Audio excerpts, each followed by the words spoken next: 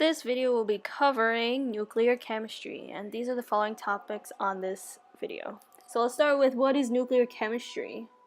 Study of changes that occur in the nucleus of atoms. So here's a drawing of a nucleus with protons and neutrons, positive and neutral charges.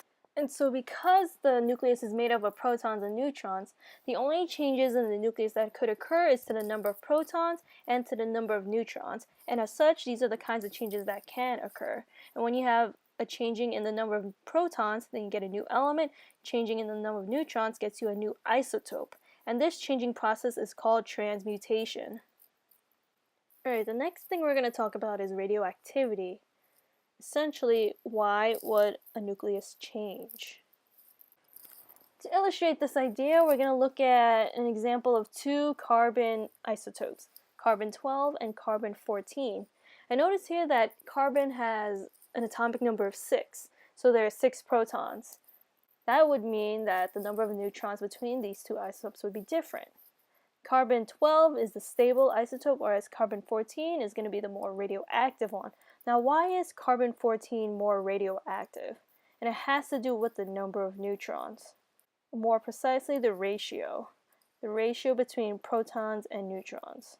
And so when there is a greater number of neutrons compared to protons, then that gives way to being a radioactive isotope.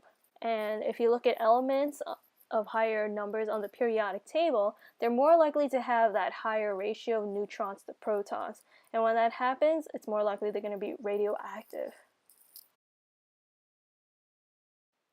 Okay, and since we've been talking about nuclear reactions, it's good that we know how to represent them with nuclear equations.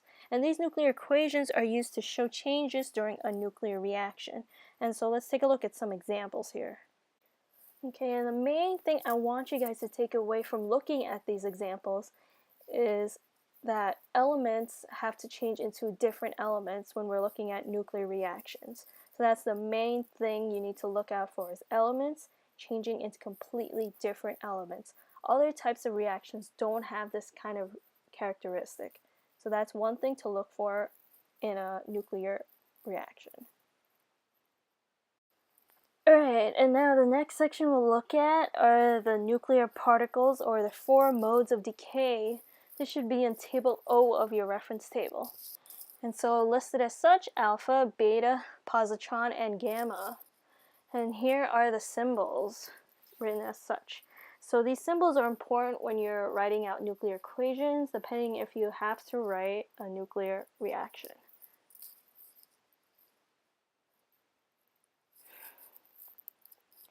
Next is their type, whether or not they're a particle or radiation. Alpha, beta, and positron are all particles, whereas gamma is the only type that is considered radiation energy. And as such, here are the penetrating powers, from weak to strongest. Alpha being the weakest because it's biggest in mass, and then gamma is the strongest because it's practically massless. It can go through materials. And then its acceleration is based on whether or not it's a particle. Alpha, beta, and positron are particles, so they can be accelerated through magnetic fields, whereas gamma cannot because it is radiation energy. Next, I'll be talking about artificial transmutation, and the difference from what we've been looking at before is that artificial transmutations are not naturally occurring. So they're started by pretty much hitting the nucleus with high energy particles, and it turns a stable nucleus into a new element. So you need a stable nucleus to be hit by a high energy particle in order for it to be turned into a new element. Okay? And if you take a look at this example right here, we see beryllium is a stable isotope being hit with an alpha particle or a helium atom.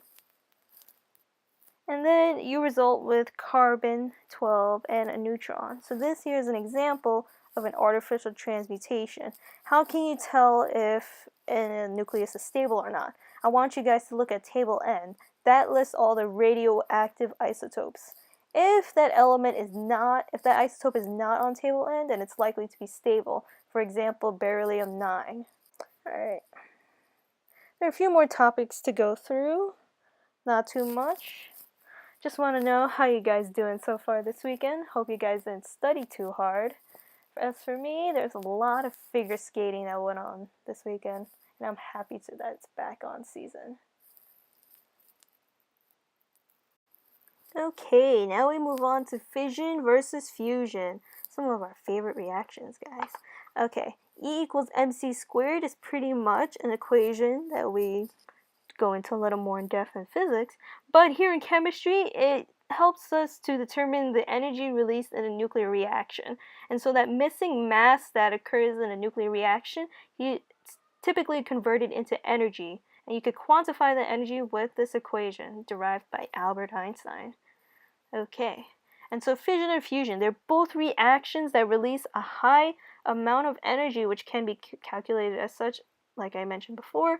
And if we go into the differences between these reactions, let's start with fission. Fission is essentially splitting a large nucleus into a smaller nuclei.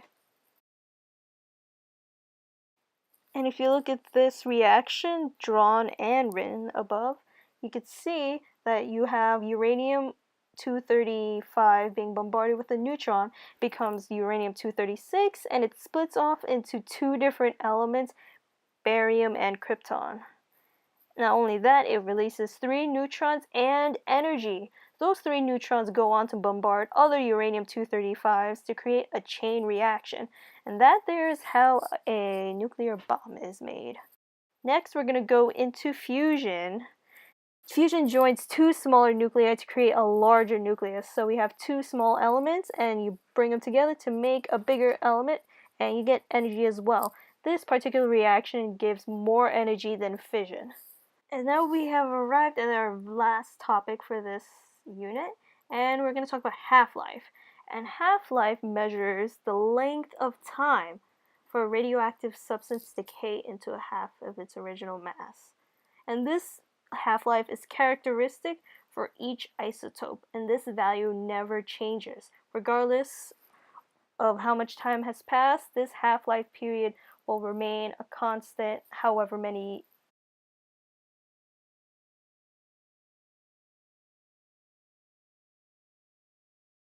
whether it's years, seconds, days, etc. Okay, and so I'll show you guys an example of how this looks like. And here, if you have a 10-gram mass, and you're going to break it down in half to 5 grams, and you break it down again to 2.5 grams. So each time that it breaks in half, 1 half-life period passes. And so from 10 to 5, 1 half-life had passed, and then another half-life has to pass for 2.5 for it to go from 5 to 2.5 grams. And that shaded region that pretty much gets cut in half, it decays into a new element. And so whatever is left, the 5 grams and the 2.5 grams after each half-life, is what remains of the original 10-gram sample. Okay, and one last thing. If you look back into the characteristic for each isotope, the half-life, there are different isotopes that have characteristic half-lives, and some of its uses is based on how long that half-life is.